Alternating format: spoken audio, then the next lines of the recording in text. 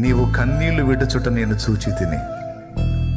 నువ్వు ఏడుస్తున్నావు, నీ ఏడుపు నాకు తెలుసు, నేను చూశా.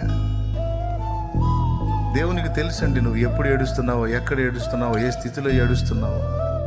రహస్యంలో నువ్వు ఏడ్చే ఏడుపు దేవునికి తెలుసు, బహిరంగంగా ఏడ్చే ఏడుపు దేవునికి తెలుసు.